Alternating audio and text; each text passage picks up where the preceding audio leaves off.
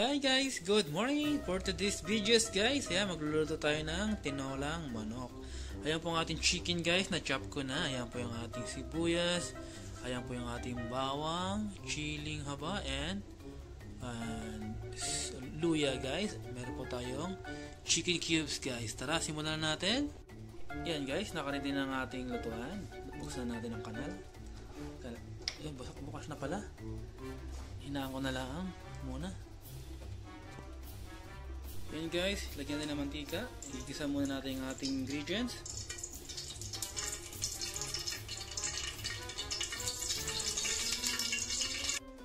So, igisa na natin ang ingredients guys. Yan po yung ating bawang. Sabay na rin, sabay ko na yung luya.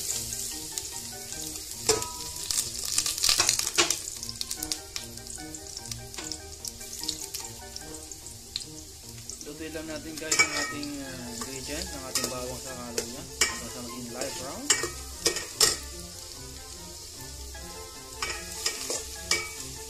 And guys, light brown na siya. Sunod natin ang sibuyas.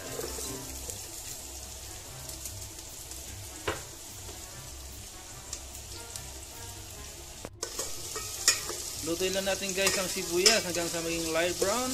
Sasabay natin ang chicken.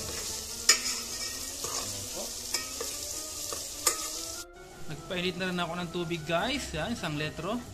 Diyan po sa ating kettle guys. Malapit na po siyang kumulo. Kung nakikita nyo, light brown na po ang ating ingredient guys. Pwede na natin ilagay ang ating chicken.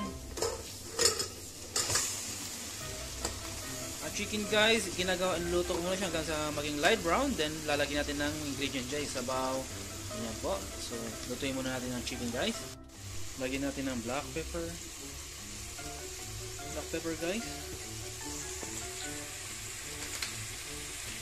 And garlic powder.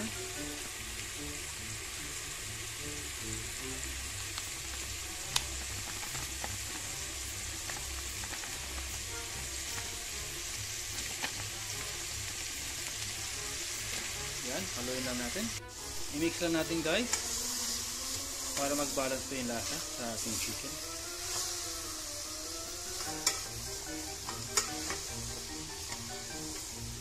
Haluin natin guys.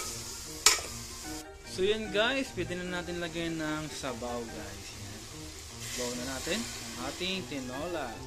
Sa tinola guys, masarap kasi ang maraming sabaw. Saka yung sabaw natin po guys, lalagyan din po natin siya ng chicken cubes para lasang-lasa ang ating sabaw guys. Yan. So tama na muna yan guys. Mayan, pwede natin dagdagan ulit pag kinulang pa ang ating sabaw.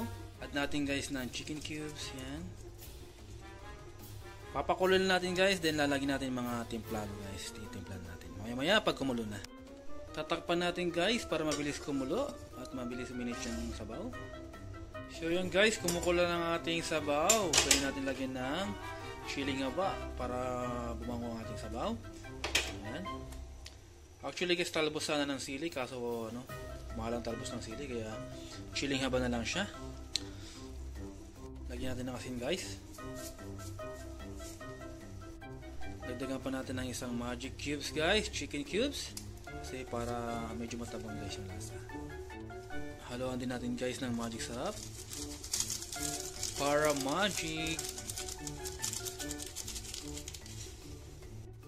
More black pepper. And guys, para spicy. So okay na guys. Luto ng ating tinola.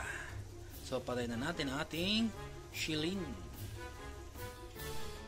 Yan guys, try natin.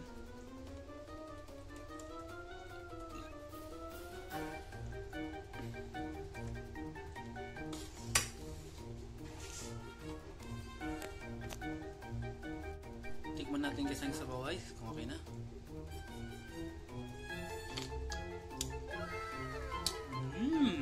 Yummy! So, finish na guys ang ating tinolang manok. Thank you for watching!